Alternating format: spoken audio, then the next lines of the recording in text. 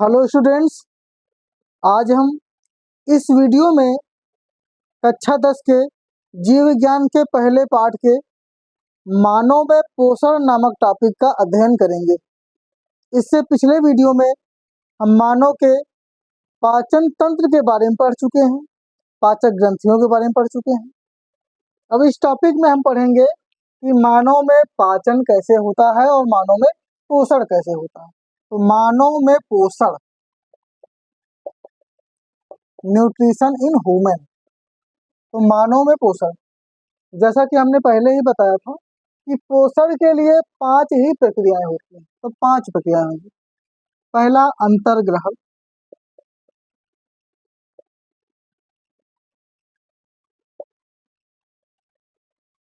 जिसे कहते हैं इंजेशन इंग्लिश में। फिर पाचन, डाइजेशन,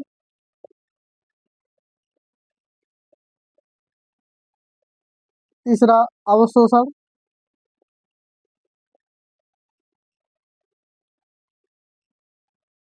एब्जॉर्प्शन,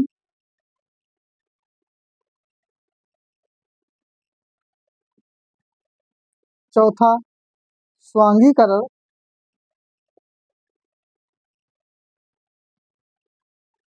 एसिमिलेशन,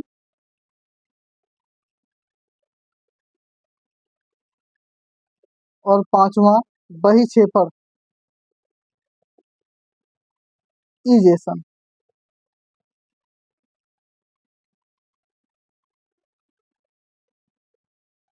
तो ये 5 स्टेप में मानव में पोषण की प्रक्रिया पूर्ण होती है।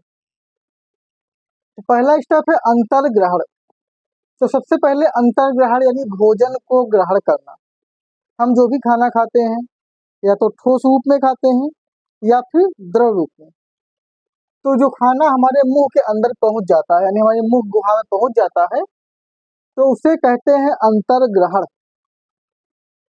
अब उसके बाद आता है पाचन। अब खाना पचना है, तो पाचन के लिए 2 तरीके होते हैं, 2 प्रक्रिया इसमें है।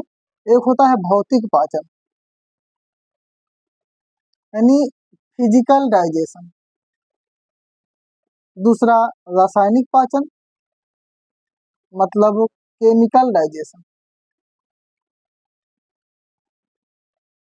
अब क्वेश्चन अगर आता है मानव में पाचन, अगर पाचन आता है तो सिर्फ हम इस पाचन को बताएंगे। फिर पाचन के अंतर्गत भौतिक और रासायनिक पाचन है, इसको डिटेल में बताएंगे।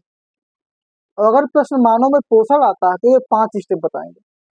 तो प्रश्न जब भी आता है तो पहले ध्यान से समझ लेंगे कि पाचन पूछ रहा है या पोषण। तो पोषण में 5 प्रक्रियाएं, पाचन में सिर्फ पाचन, लेकिन पाचन के अंतर्गत फिर अच्छे से समझाना पड़ेगा उसको। तो भौतिक पाचन का मतलब होता है कि जैसे खाना खाते हैं, तो खाना खाने के बाद हमारा दांत जीभ की सहायता से भोजन के कणों को तोड़ तोड़ कर बिल्कुल महीन बना देता है। फिर उस भाग को बोलते हैं काइम या लुगदी बोलते हैं। तो यही होता है भौतिक पाचन, यानी दांत व जीभ की सहायता से भोजन के बड़े कणों को छोटे कणों में तोड़ देना, ये भौतिक पाचन कहलाता है। तो जब भौतिक पाचन हो जाता है तो भोजन लुगदी बन जाता है। उसके बाद सही सही पाचन शुरू होता है और वही होता है रासायनिक पाचन, यानी वह पाचन जिसमें पाचक ग्रंथियों के पाचक एंजाइमों और पाचक रसों की सहायता से भोजन को पूर्ण रूप से पचाया जाता है। तो भौतिक पाचन में सिर्फ 2 चीज जरूरत पड़ी, दांत, जीभ। जबकि रासायनिक पाचन में जरूरत पड़ती है पाचक ग्रंथियां। अब पाचक ग्रंथियों से निकलेंगे पाचक रस और पाचक रसों में होंगे पाचक एंजाइम। तो ये सब मिलकर भोजन को पूर्ण रूप से पचाते हैं। जैसे भोजन में हम जो खाते हैं उसमें carbohydrate, vitamin, protein, lipid, minerals, water, बहुत सारी चीजें होती हैं। तो उन सबको कैसे कैसे पचाते हैं। तो रासायनिक पाचन के लिए इससे पहले हम पाचन तंत्र पढ़ चुके हैं। तो जब हम खाना खाते हैं, जब हमारे मुंह में पहुंचता है खाना, जहाँ पे भौतिक पाचन होता है, भौतिक पाचन के बाद जो काइम है, वो काइम जब पहुंचता है ग्रसनी में, तो ग्रसनी में जब पहुंचता है तो ग्रसनी में होती है लार ग्रंथियां, ग्रसनी की दीवार में। तो लार ग्रंथियों से लार निकलती है और लार में होता है टाइलिन नाम का एंजाइम। तो भोजन में लार मिक्स हो जाती है। अब मिक्स होने के बाद वो भोजन आगे बढ़ता है, फिर वो ग्रास नाल से होता हुआ आमाशय में पहुंचता है। अब आमाशय की दीवार में हमारी दूसरी पाचक ग्रंथियां होती हैं, जिन्हें कहते हैं जठर ग्रंथियां। तो जठर ग्रंथियों से निकलता है जठर रस। तो हम रसों को लिखते रहते हैं, जैसे कि लार निकला, पहले लार मिला, फिर जठर ग्रंथियों में जठर रस। अब भोजन में जठर रस, अब जठर रस में क्या क्या होता है? जठर रस के अंदर हाइड्रोक्लोरिक अम्ल होता है, पेप्सिन एंजाइम होता है, रेनिन एंजाइम होता है। पेप्सिन प्रोटीन को तोड़ता है और रेनिन दूध के कणों को तोड़ता है, जो कि छोटे बच्चों में एक्टिव होता है, लेकिन जब हम वयस्क हो जाते हैं, जवान हो जाते हैं, तो जो रेनिन एंजाइम है इनएक्टिव यानी कि निष्क्रिय हो जाता है। और जो हाइड्रोक्लोरिक अम्ल है ये भोजन को अम्लीय बनाता है, भोजन के साथ आए हुए बैक्टीरिया को मार देता है। अब उसके बाद जब भोजन बगल में जो होती है यकृत, तो यकृत में बनता है पित्तरस। अब ये पित्तरस जो है भोजन को वापस क्षारीय बना देता है। तो तीसरा रस यूज होता है पित्तरस। पित्तरस में कोई एंजाइम नहीं पाया जाता। अब पित्तरस, तो पित्तरस ने क्षारीय भोजन को बनाया। फिर बगल में होता है अग्न्याशय। तो अग्न्याशय से आता है अग्न्याशयी रस। अब अग्न्याशयी रस में कई एंजाइम होते हैं, जैसे इसमें होता है एमाइलेज, लाइपेज, प्रोटीएज। अब ये एंजाइम होते हैं।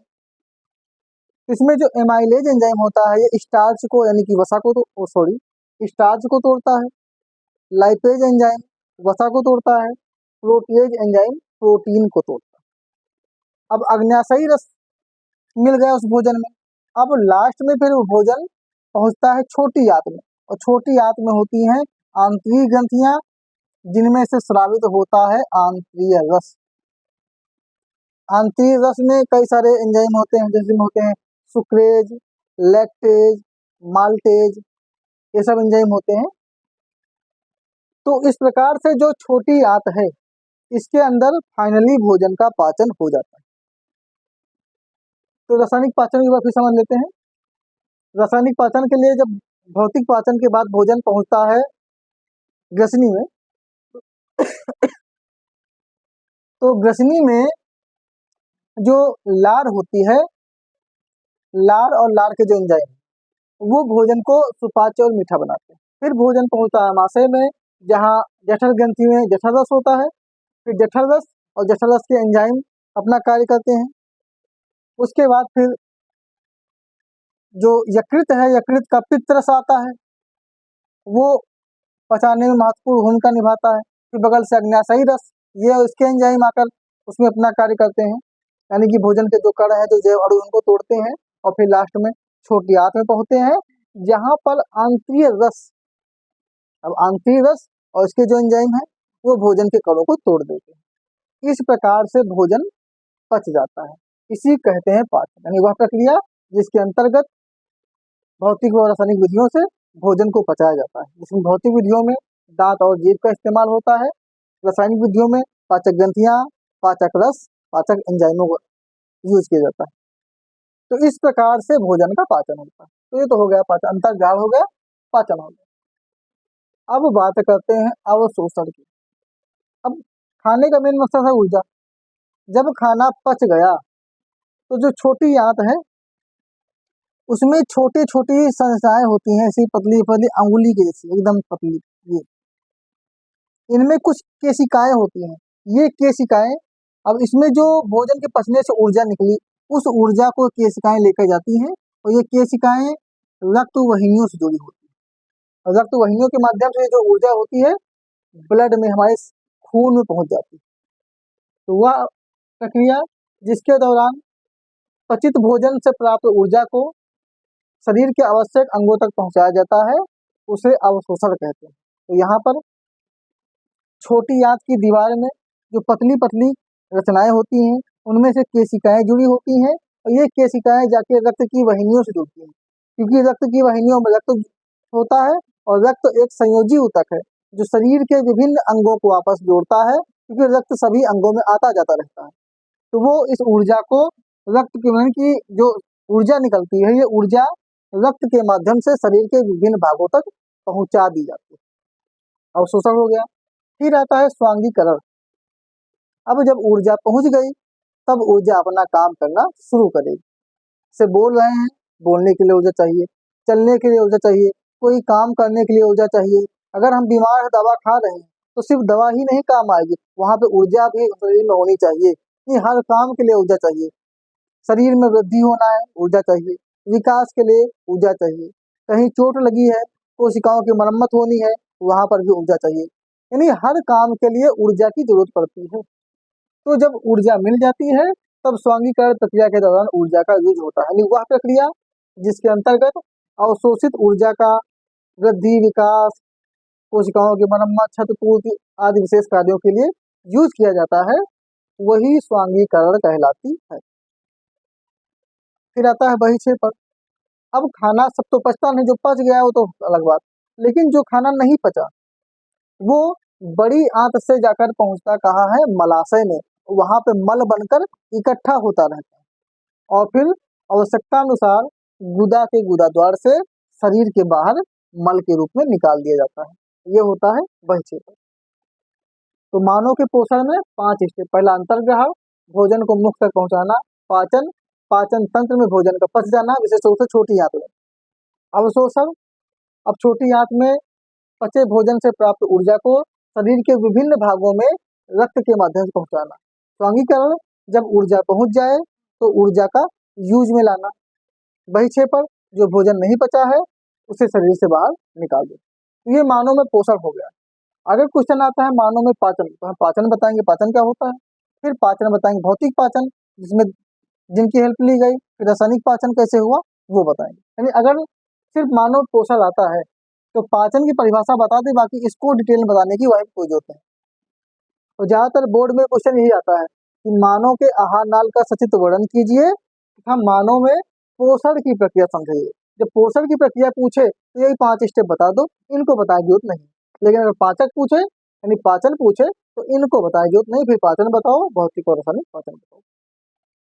तो इस प्रकार से यह अध्याय पोषण यहीं पर समाप्त होता है।